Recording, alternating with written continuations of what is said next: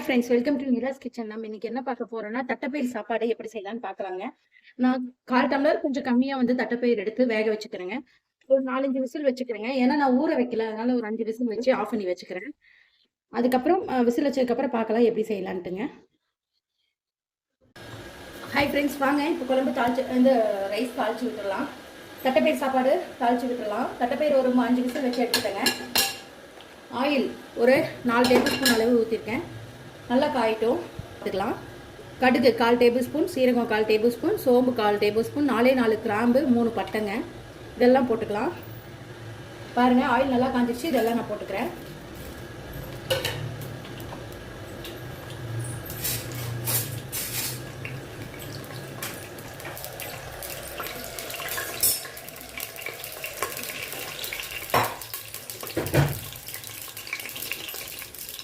பாருங்கள், எல்லாம் நல்லா பொரிஞ்சிடுச்சு.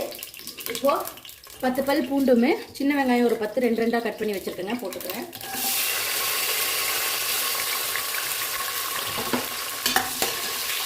இதுவும் அரிசி பருப்பு சாப்பாடு மாதிரியே டேஸ்ட்டாக இருக்குங்க. ரொம்ப தட்டைப்பயிர் சாப்பாடு. இது நல்லா டீப்பாக ஃப்ரை ஆகட்டும். இது கூடவே ஒரு 3 பச்சை மிளகாய் 2 உடச்சி வச்சுருக்கேன், போட்டுக்கிறேன். இது நல்லா ஃப்ரை ஆகட்டுங்க, பார்க்கலாம். பாருங்கள், நல்லா டீப்பாக ஃப்ரை ஆகிடுச்சு. இப்போது தக்காளி 2 எடுத்துருக்கேன், போட்டுக்கிறேன். தக்காளி போட்டு நல்லா ஃப்ரை பண்ணிக்கிறீங்களா. அது கூடவே கறிவேப்பிலையும் போட்டுக்கிறேன். நல்லா டீப்பாக ஃப்ரை ஆகுதுங்க. தக்காளி நல்லா குழஞ்சி வரணும். தேவையான அளவு உப்பு போட்டுக்கிறேன். கொஞ்சம் ஒரு டேபிள் ஸ்பூன் அளவு போட்டிருக்கேன். அப்புறம் கொதிச்சதுக்கப்புறம் பார்க்கலாம். பண்ணி வச்சுட்டு இது நல்லா வதங்கி வரட்டுங்க. பாருங்கள், தக்காளி நல்லா குழஞ்சிச்சுங்க.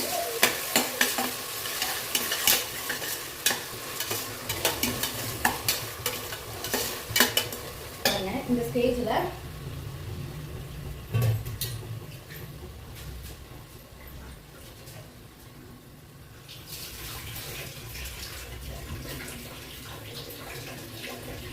நான் ரைஸ் போட்டுக்கிறேங்க.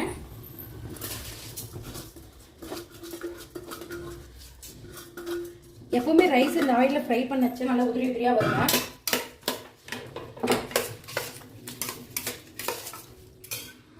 இதில் கொஞ்சம் மஞ்சத்தூள் ஆட் பண்ணி நல்லா வறுத்துட்டேங்க. அதை நான் காமிக்க மறந்துட்டேன்.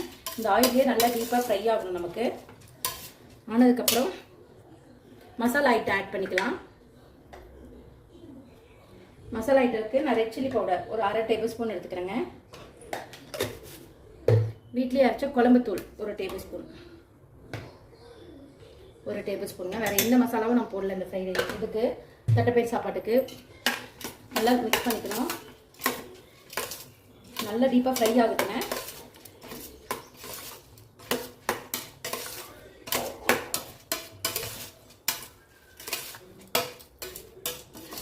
நல்லா ஃப்ரை ஆகணும். பாருங்க, எவ்வளோ சூப்பராக வதங்கிடுச்சு. இப்போ நான் 1.5 டம்ளர் அரிசிக்கு 4 டம்ளர் தண்ணி எடுத்துருக்கேங்க. அந்த வேக வச்ச தண்ணியோட சேர்த்து ஊற்றிட்டேங்க. ஏன்னா பருப்பு குழஞ்சிருச்சு கொஞ்சம். எனக்கு பூவாட்டை தான் வெந்துருச்சு. இப்போவே போட்டால் ரொம்ப குழஞ்சிரும்னு நான் இப்போ போடலைங்க. கரெக்டாக நம்ம விசில் வர்றதுக்கு முன்னாடி போட்டுக்கலாம்.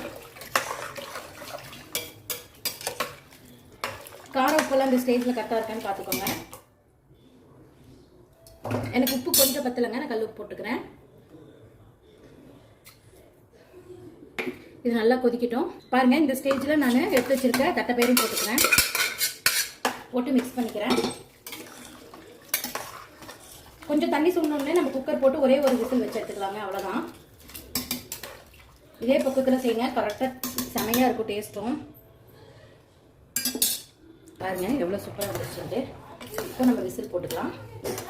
காரம் உப்புலாம் எனக்கு கரெக்டாக இருக்குங்க. விசில் போட்டு ஒரு 2 விசில் வச்சு எடுத்துக்கலாம்.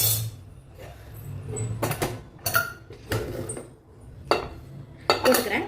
கரெக்டாக ஒரு விசில் விட்டால் கூட போதுங்க. விசில் ஆஃப் பண்ணிவிட்டு நான் உங்களுக்கு காமிக்கிறேன் உடைக்கும் போது.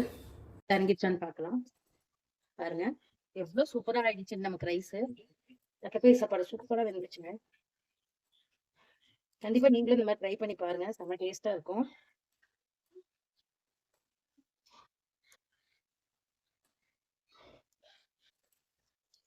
பயங்கர சாஃப்டா இருக்கு. பாருங்க, எவ்வளோ சூப்பராக ஆயிடுச்சுன்னு தட்டைப்பயிர் சாப்பாடு. கண்டிப்பாக நீங்களும் ட்ரை பண்ணி பார்த்துட்டு மறக்காம எனக்கு கமெண்ட் பண்ணணும். சூப்பரான தட்டைப்பயிர் ரெடி ஆயிடுச்சு சாப்பாடு. குக்கரில் குலையாமல் எப்படி தட்டைப்பயிர் சாப்பாடு செய்யலான்னு பார்த்துக்கோங்க. இந்த வீடியோ பிடிச்சிருந்தா லைக் பண்ணுங்கள், ஷேர் பண்ணுங்கள், மறக்காமல் சப்ஸ்கிரைப் பண்ணிடுங்க. தேங்க்யூ ஸோ மச் ஃபார் வாட்சிங். Bye by.